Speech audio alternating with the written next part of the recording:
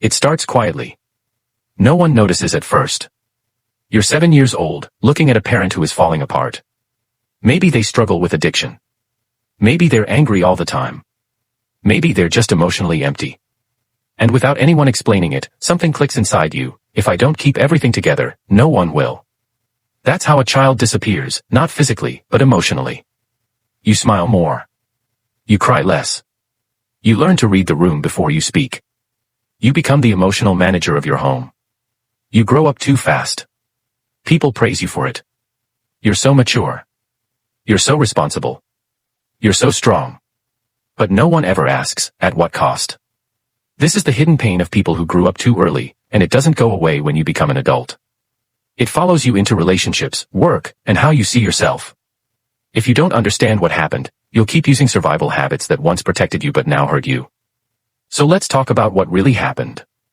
When a child is forced to take care of adults emotionally, psychologists call this parentification. The child becomes the caregiver, the peacemaker, the therapist, the protector. This doesn't just hurt, it changes how the brain works. You become hyper-aware of everything, always watching, always alert, always walking on eggshells. You learn that love is earned by keeping the peace. You learn your needs don't matter. You learn that being quiet feels safer than being honest. So emotionally, you disappear. In your place, a perfect version of you grows, the good child, the high achiever, the friend who fixes everyone, the person who never asks for help. You wear this role so well that even you forget it's a mask. But inside, something hurts, because the child you buried didn't disappear. They're still there, asking quietly, why didn't anyone protect me? As you grow older, the pain changes shape. You might become extremely independent and hate asking for help. You might push people away or never feel safe in love. You might feel numb during happy moments because joy feels unfamiliar. You might struggle to rest because productivity is the only way you feel worthy. And the hardest part is that you may not even realize you're still in survival mode. When chaos feels normal, peace feels wrong. Stillness feels dangerous. Love feels like something you'll have to repay. This isn't just sadness, it's deep emotional trauma. So why would a child take on this role? Because children will do anything to feel connected, even abandon themselves. It's not a choice, it's instinct. What saved you back then is now trapping you. Many adults look successful on the outside but carry deeply neglected inner children inside. They overachieve to earn love. They stay quiet to avoid rejection. They take care of everyone and secretly wish someone would ask, "Are you okay?" That quiet hope that someone will finally notice you're not as strong as you pretend to be comes from the child who never got to be a child. Healing doesn't start with fixing yourself, it starts with acknowledging what happened. Because until you do, you'll keep telling yourself, it wasn't that bad, others had it worse, I turned out fine. But fine is just another mask. Adults who grew up too fast often never feel safe even in calm places, struggle to trust gentleness, give endlessly but can't receive, apologize for crying, flinch at compliments, and confuse exhaustion with success.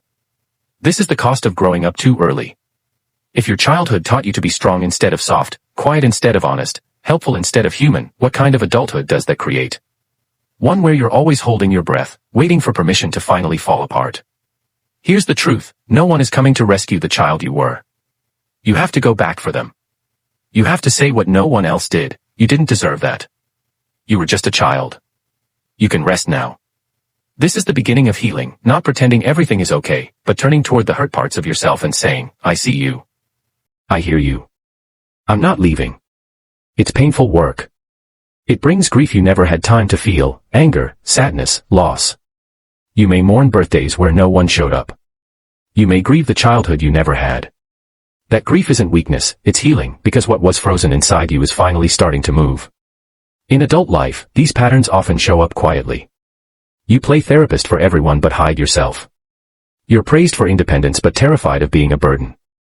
You overfunction in relationships and feel resentful. You struggle to say no because it still feels like betrayal. These aren't personality traits, they're survival habits, and they can be unlearned. One powerful question to ask yourself is, what did I need back then that I never got? The answer might be reassurance, safety, play, rest, or someone to care about you. Slowly, you begin to give those things to yourself, not to erase the past, but to stop repeating it. Healing isn't becoming someone new, it's remembering who you were before you had to grow up. So if you grew up too fast, know this, your maturity was never the problem was that you had no choice. Now you do. You can choose rest. You can choose softness. You can choose to stop carrying everyone else's emotions. You will have days when you feel small again, and that's okay. That's healing. Let that child come home. Let them cry. Let them play. Let them finally be seen. You're not broken. You're becoming whole. You didn't get a childhood, but you still have a future, and this time, you get to write it.